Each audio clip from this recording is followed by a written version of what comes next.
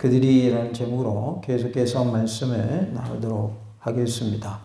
우리는 성령님으로 충만함을 받는 이 일에 사모하는 자가 되어야 할 줄로 믿습니다. 하나님, 성령님으로 충만하게 되기를 원합니다. 주님, 충만케 하옵소서. 우리가 기도하는 가운데 매일매일이 성령님으로 충만한 삶이 다 되시기를 바랍니다. 오늘 말씀의 배경을 보니까 120명의 성도들이 마가의 다락방에서 그들이 기도하고 있었습니다. 그들이 모여 있을 때 무슨 일이 있었는가? 말씀을 통해서 계속해서 함께 은혜 나누기를 원합니다. 그들이 다 성령님의 충만함을 받았다라고 말씀하고 있습니다. 4절에 그들이 다 성령의 충만함을 받고 성령이 말하게 하심을 따라 다른 언어들로 말하기를 시작하니라 라고 말씀하고 있습니다. 120명의 성도들이 함께 모여 기도했더니 성령님의 충만함을 받게 되었습니다. 우리도 하나님의 은혜 가운데 늘 성령으로 충만한 삶이 되기를 원합니다. 같이 합시다. 성령님으로 충만한 삶이 됩시다. 그러면 성령님으로 충만한 것이 무엇인가? 우리가 말씀을 통해서 함께 나누었죠. 하나님의 은혜 가운데 우리가 늘 성령님의 지배받는 삶이 되고 또 성령님의 인도함을 받는 것이 뭐라고 그랬어요? 성령님으로 충만한 것이다. 그래서 우리는 늘 성령님이 인도하심 따라 성령님이 앞서가시고 그 뒤를 따라가는 삶이 되시기 바라고 또 성령님의 지도를 받아서 성령님께서 하라 하신 대로 행하는 복된 삶이 다 되시기를 원합니다. 말씀대로 행하는 것이 능력의 삶입니다.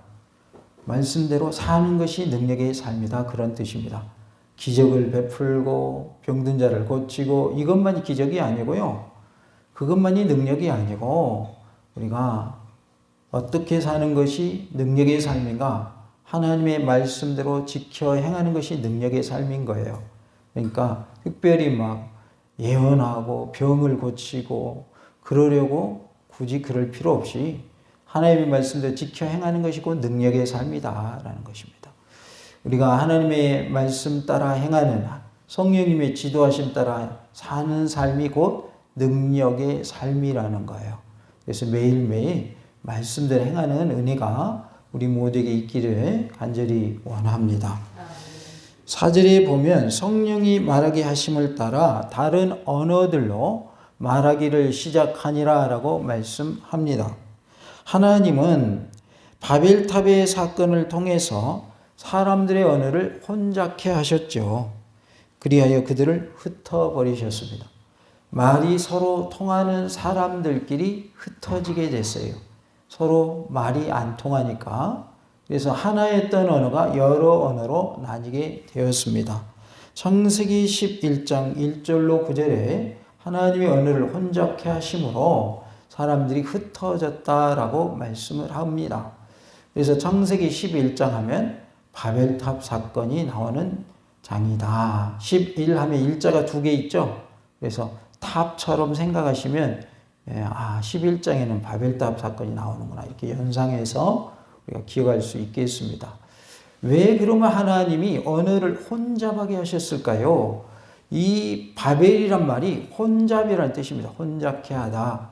그러니까 언어가 서로 통하지 않으니까 벽돌 올려줘 그러니까 망치 올려주고 언어가 안 통하니까 이게 그래서 더 이상 바벨탑을 쌓을 수가 없게 되었어요. 그래서 하나님께서 바벨탑을 더 이상 쌓지 못하도록 언어를 혼잡하게 하신 겁니다. 그들은 하늘 높이 탑을 쌓아서 하나님과 같이 되고자 하는 마음이 있었어요. 하나님처럼 높아지고자 하는 마음이 있었어요. 우리도 이렇게 높은 탑을 쌓을 수 있다라고 하는 자랑하고자 하는 마음이 있었어요. 그래서 탑을 쌓기 시작하는 거예요. 그러니까 그 탑을 쌓기 시작하는 동기가 하나님이 보실 때는 선한 동기예요? 악한 동기예요? 악한 동기죠. 야, 우리가 탑 쌓아가지고 저 하늘 끝까지 닿게 하자. 그래서 우리의 이름을 드러내자. 이런 식으로 하다 보니까 하나님을 높이고 하나님을 드러내기 위한 것이 아니라 누구를 높이기 위한 거예요? 인간을 높이기 위한 거예요. 인간 자신을 높이기 위한 것이기 때문에 하나님께 반역하는 행위라는 거예요. 하나님께 반기드는 행위예요. 그래서 하나님이 그것을 막으신 거예요. 그래서 더 이상 바벨탑을 쌓지 못하도록 언어를 혼잡케 하셨던 것이죠.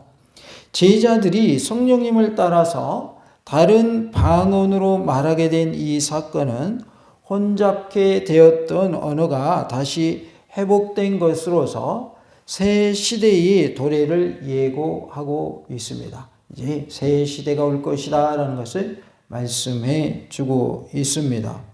그들이 각기 다른 언어로 말을 하니까 각 지방에서 왔던 사람들이 자기 지방의 언어로 말하는 것을 듣고서 다 알아와 들었다라는 거예요. 그런데 이 방언을 하는 이 성도들, 이 제자들은 그 말을 배워서 하는 거예요. 전혀 배우지 않았는데 성령님을 통해서 각 지방의 언어로 말하는 거예요. 기도할 때.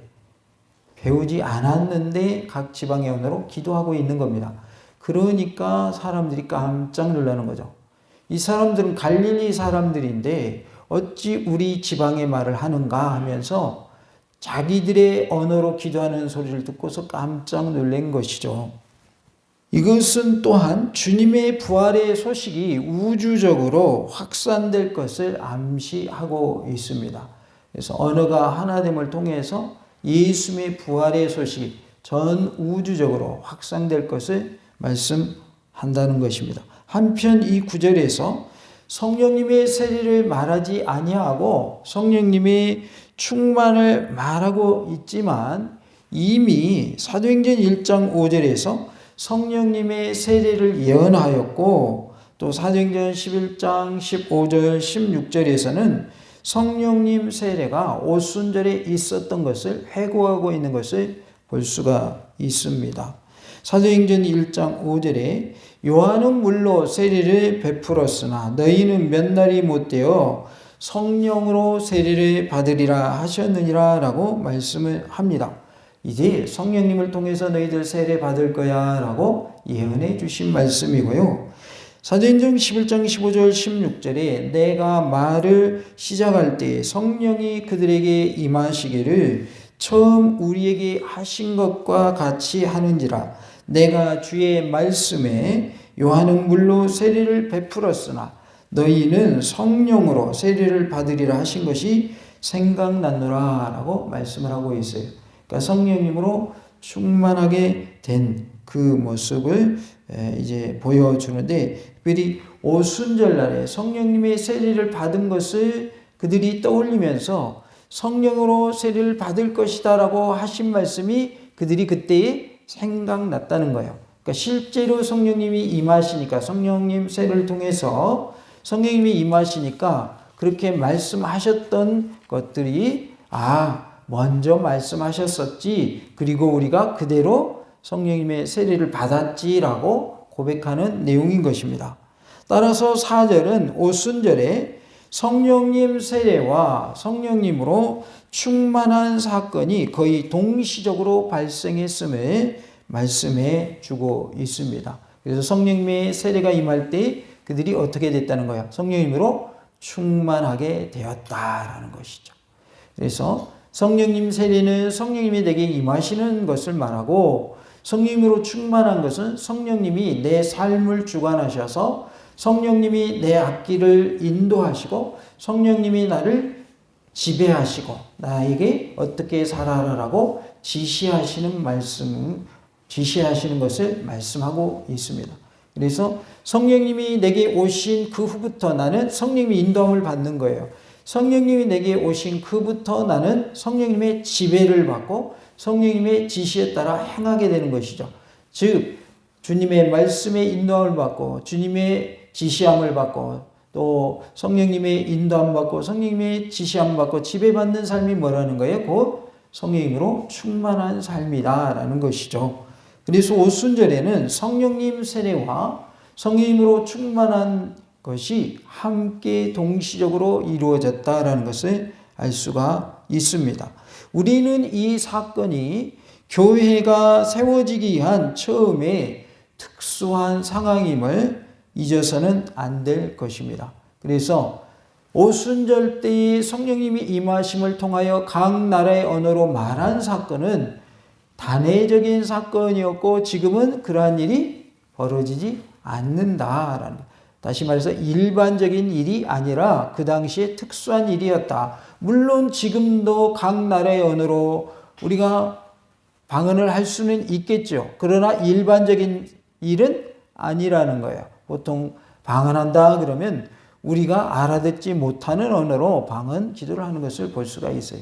그래서 교회가 세워지도록 하시기 위해서 각 나라의 언어로 기도하게 하셨고, 또 그들이 성령님 세례를 받음을 통하여서 방언하는 것뿐만 아니라 이제는 성령님의 지배를 받는 삶, 성령님의 지시받는 삶이 되었고 성령님의 인도하심 따라 성령님을 따라가는 삶이 되었다. 그래야 그들은 매일매일 성령님으로 충만한 삶을 살았다는 것입니다.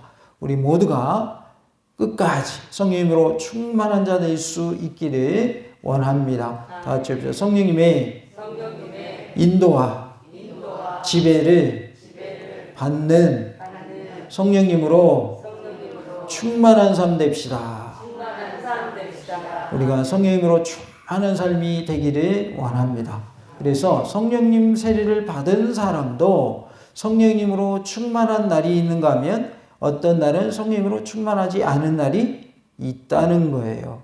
예수님 믿으니까 항상 성령님으로 충만한 것이 아니라 때로는 마귀가 유혹하면 그 유혹에 넘어져서 성령님의 지시를 받고 성령님의 지배를 받는 것이 아니라 성령님의 인도함을 받는 것이 아니라 마귀의 지배를 받고 마귀의 지시를 받고 마귀의 인도를 받는 날도 있을 수 있다라는 거예요. 쉽게 얘기해서 목사님도 항상 성령으로 충만할 수는 없다는 거예요. 때로는 안 충만한 날도 있을 수 있다 그 말이에요. 장로님이니까 권사님이니까 집사님이니까 나는 성도니까 항상 성령으로 충만한 것이 아니라 안 그럴 수도 있다 그 말이에요.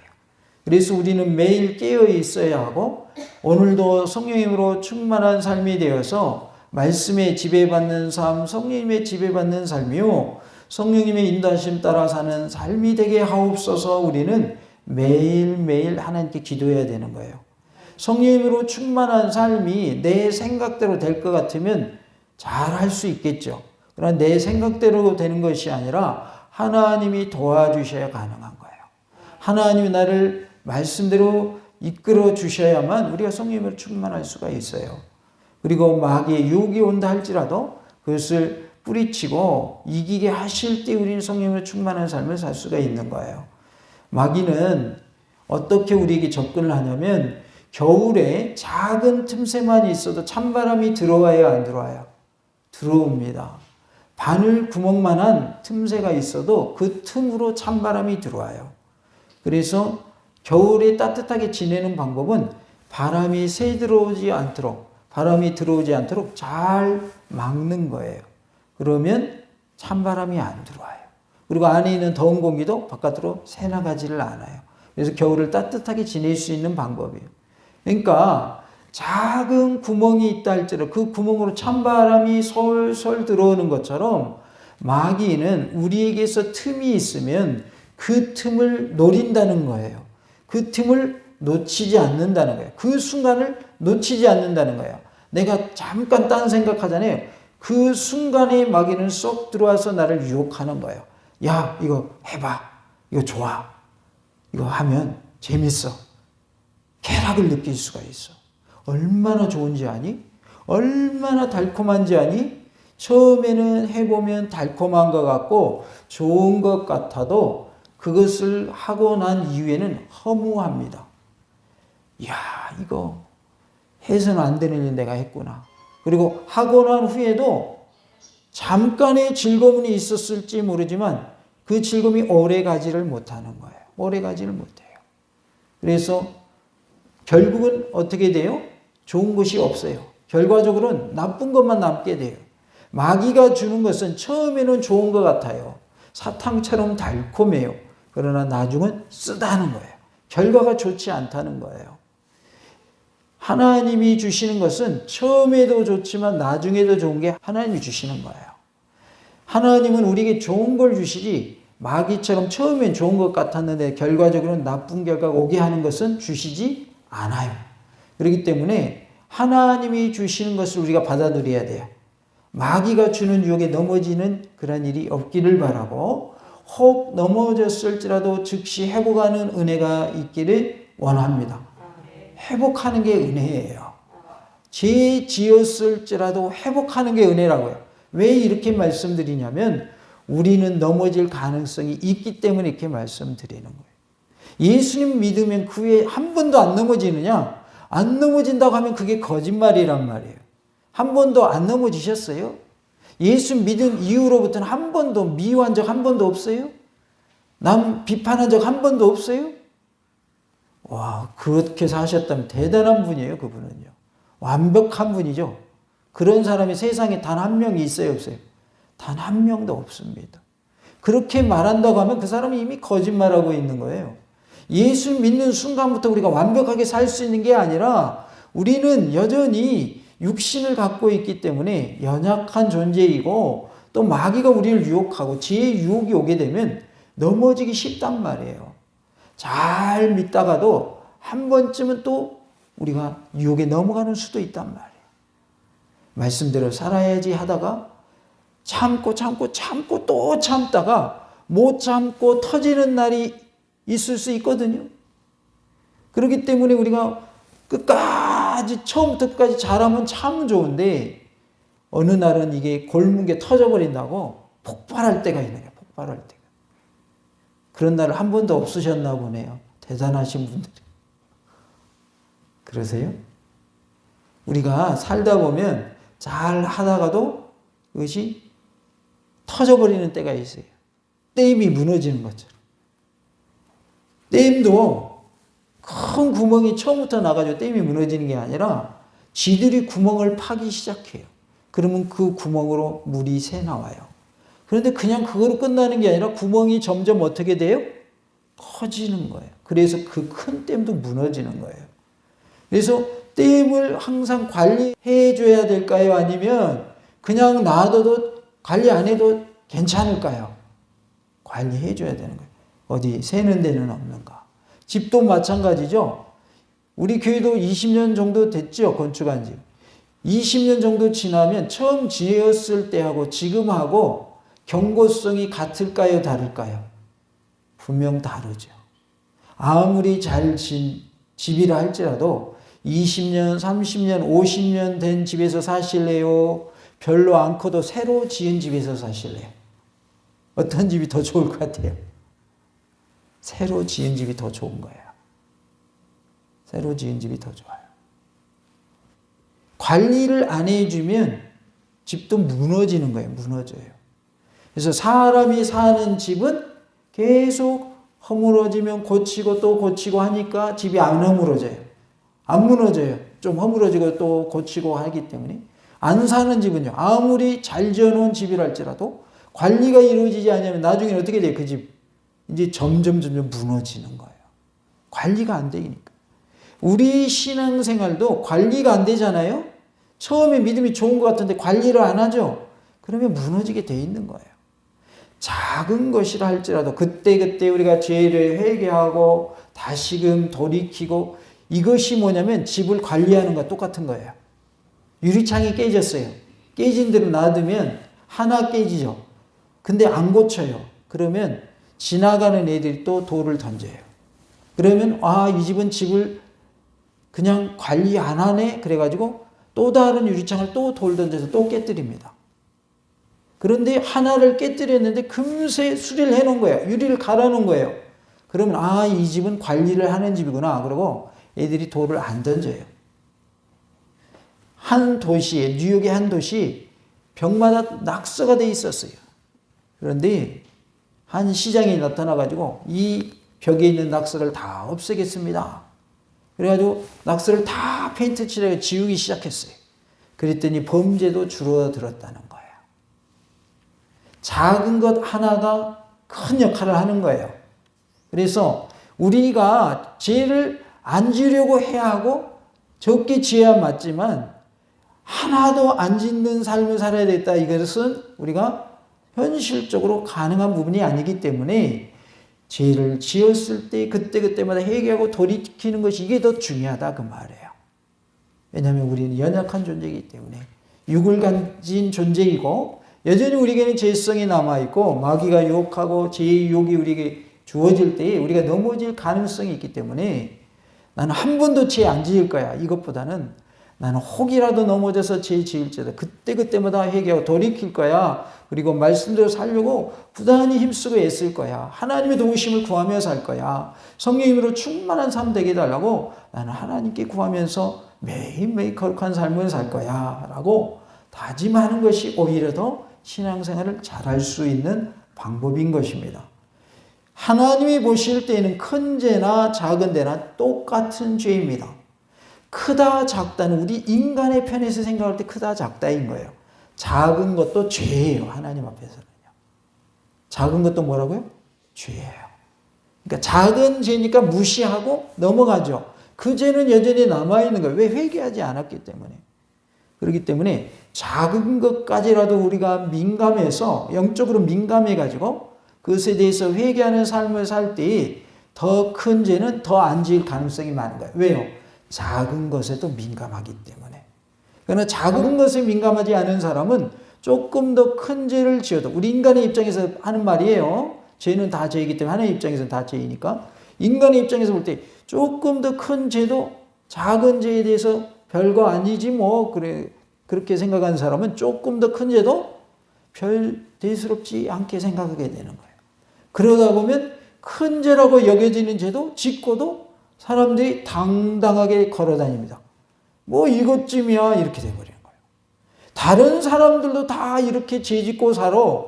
나만 이렇게 발각돼가지고 세상 말로 재수가 없어가지고 나만 걸린 거야. 이렇게 돼버린단 말이에요. 뭐 해놓고도 죄 지어놓고도. 그러나 죄에 민감한 사람들은 사무엘처럼 기도하지 않는 것도 죄로 여기게 되는 거예요. 기도하지 않는 것도 죄라고 여겼어요. 사무엘은. 우리도 하나님 앞에서 이렇게 민감한 모습이 되기를 원합니다. 그리고 죄를 철저히 멀리하는 모습이 되고 혹이라도 넘어졌다면 즉시 회개하는 은혜가 있기를 원합니다. 할렐루야! 우리 모두에게 하나님은 성령님으로 충만할 것을 말씀하고 있습니다. 제자들에게 성령님 세례의 증거는 방언이었습니다.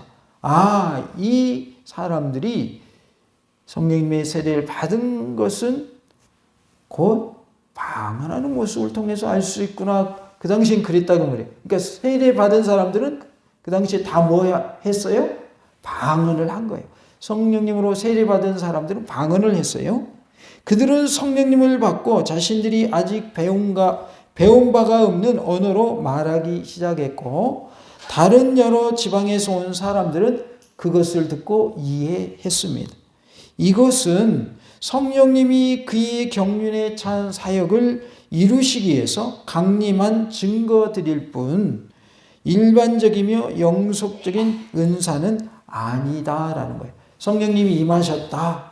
성령님의 세례를 그들이 받았다라고 하는 그것을 나타내기 위한 모습으로 각 나라의 각 지방의 언어로 말하게 하신 것이지 일반적인 그러한 모습으로 그러한 은혜를 주시고 그러한 은사를 주시는 것은 아니다. 그리고 영속적으로 계속 그러한 일이 벌어지는 것도 아니고 그리고 일반적으로 나타나는 성령님 세례의 증거도 아니었다. 다시 말하면 현재 우리가 하는 방언과 오순절 그때 했던 방언은 다른 차원의 방언이었다라는 것이죠. 오순절 날이라고 1절에 말씀을 하고 있습니다. 오순절이란 말은 원래 제50이라는 뜻으로서 이날은 6월절 주간의 안식일로부터 50일째 되는 날에 지키는 유대인의 3대 절기 중에 하나였습니다.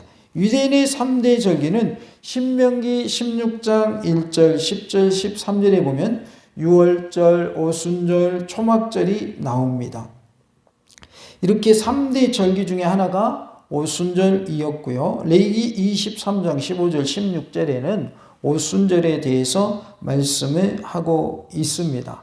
오순절은 6월절 기간 동안 처음 익은 보리 곡식단을 제단에 드린 날로부터 시작하여서 미일 추수로 끝나는 49일, 즉 7주간의 기간을 말하고 있는데요. 이렇게 49일간의 추수기간 다음 날이 바로 오순절이었기 때문에 77절이라고도 말합니다. 출애굽기 34장 22절과 신명기 16장 10절에도 77절 오순절에 관한 말씀이 나옵니다. 또한 이날은 처음 수확한 밀을 가지고 떡을 만들어 제사를 드리는 절기이기 때문에 맥추절이라고도 했습니다. 출애굽기 23장 16절에는 맥추절이라고 했고, 또한 출애굽기 34장 22절에는 초실절이라고 말합니다. 그러니까 오순절, 맥추절, 초실절 이렇게, 그리고 77절이라고 표현한다는 거죠. 그러니까 이렇게 말하든 저렇게 말하든 다 무엇에 관한 말씀이냐면 오순절에 관한 말씀이다라는 것을 알 수 있습니다. 그러나 1세기경부터 오순절은 하나님이 시내산에서 율법을 주신 것을 기념하는 명절로 여겨지게 되었습니다. 그래서 오순절은 시내산에서 뭘 받은 날? 율법을 받은 날, 이렇게 그들은 명절로 지키게 되었는데요. 출애굽기 19장 1절에 암시된 연대를 추론해 볼 때 율법을 받은 날이 오순절 날임을 알 수가 있습니다. 그래서 오순절에 해당하는 그 날에 뭘 받았다? 율법, 곧 십계명을 받았다, 그 말. 그러니까 처음에 그 오순절에 해당하는 날에는 뭘 받은 날이에요? 율법을 받은 날, 십계명을 받은 날이었다. 그리고 그때 이제를 기준으로 해서 이제 오순절이 되면 그들은 오순절 절기를 지켰고 또 밀 추수를 하고 보리 추수를 했기 때문에 맥추절이라고도 하고 초실절이라고도 했다라는 것입니다. 출애굽기 19장 1절에 보면 이스라엘 자손이 애굽 땅을 떠난 지 3개월이 되던 날 그들이 시내 광야에 이르니라 라고 말씀하고 있습니다. 이 절기는 대개 유대력 시반월 16일에 해당되는데 현재 태양력으로는 5월 말이나 6월 초순이 됩니다. 이날에 흩어져 사는 모든 유대인들은 예루살렘에 와서 처음 익은 밀과 보리로 떡을 만들었어요. 그리하여 성전에서 제사를 드렸습니다. 6월절이 그리스도 예수님의 순환과 부활을 예표하는 것이라면 오순절은 영적으로 신약 시대의 교회의 시작을 의미하고 있습니다. 그래서 오순절 하면 성령님이 임하신 날, 성령님의 세례가 있던 날, 그리고 그때의 성령님 세례와 함께 성령님의 충만함을 받은 그런 모습을 볼 수가 있습니다. 그래서 우리는 성령님을 통해서 늘 충만함을 얻어서 말씀대로 행하는 복된 삶이 다 될 수 있기를 원합니다. 같이 해봅시다. 성령님으로 충만한 삶이 됩시다. 성령님으로 충만한 것은 성령님의 인도받는 삶이요, 성령님의 지배받는 삶을 말한다. 우리 모두가 매일매일 성령님이 인도하심 따라 행하고 또 성령님이 지배하시는 대로, 성령님이 지시하시는 대로 행하는 능력의 삶이 다 되실 수 있기를 간절히 원합니다. 할렐루야!